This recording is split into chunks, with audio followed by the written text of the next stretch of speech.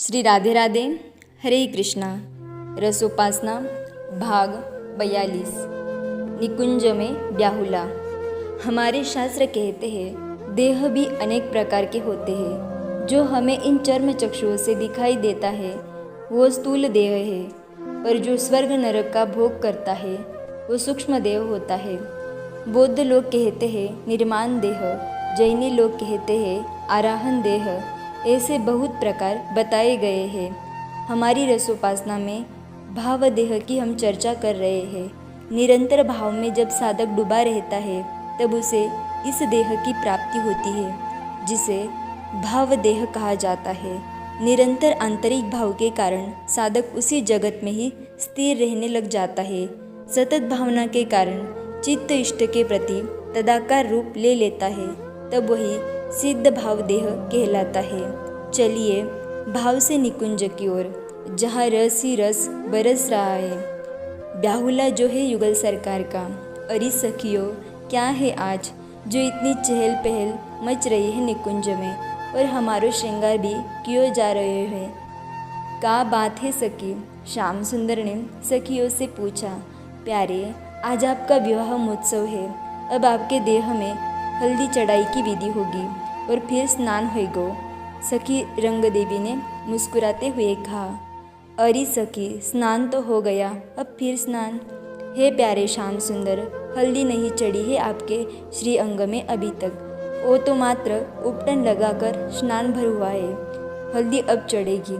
सखियों ने हंसते हुए कहा। नहीं सखी, प्रियाजू को हल्दी चढ़ा दो और उनको ही स्नान भी करा दो, तो मेरो भी स्नान मान लियो जाएगो। श्याम सुंदर की विनोद भरी बातें सुनकर सखियाँ हंसी, फिर बोली, नहीं ऐसे नहीं।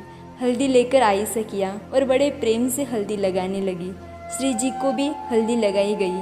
गोरे कपोल में हल्दी की शोभा अलग ही लग रही थी। शाम कपोल में हल्दी फब रही थी। सखियाँ आनंदित है। स्नान की विधि फिर पूर्ण हुई।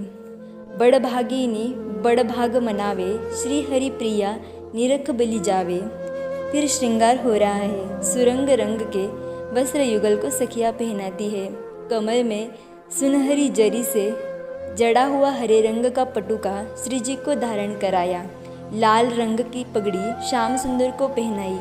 आहा, क्या दिव्य शोभा बन गई है दोनों दुल्हन दुल्हन सरकार की। जय हो।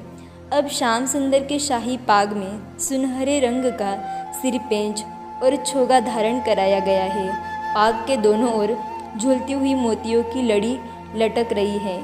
पाग में खिली हुई कलंगी सखियों ने लगा दी। श्री जी का 16 श्रृंगार किया। सखियाँ बार बार युगल का दर्शन कर रही है और मंत्रमुग्ध होती जा रही है। ये दुल्हा दुल्हन के शाही वेशभूषा में युगल आज अलग ही लग रहे हैं। क्या अनुपम शोभा बन गई है। समस्त सौंदर्य मानो इनके रूप के आगे पराजित हो रहा है।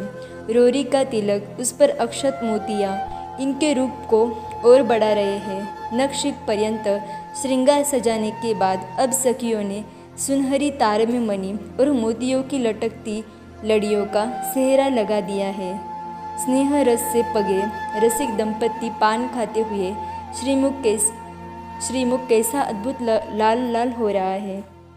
सखी देखो तो, दुल्हा दुल्हन की कैसी अनुपम छटा हो रही है। आनंद विभोर ललिता सखी ने रंग देवी से कहा।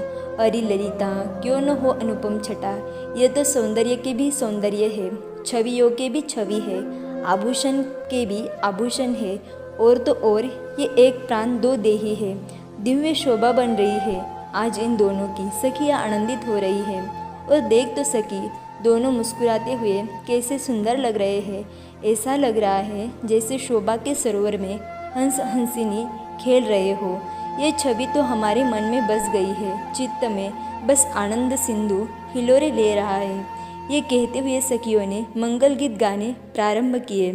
राधा दुल्हन दुल्हा लाल, जैसे रूप माधुरी अंग अंग, ऐसे ही इनके नयन विशाल। नाचते गाते युगल को लेकर सखियाँ ब्याह मंडप की ओर चली है। शेष चर्चा हम कल श्रवण करेंगे। तब तक के लिए राधे राधे। हरे कृष्णा।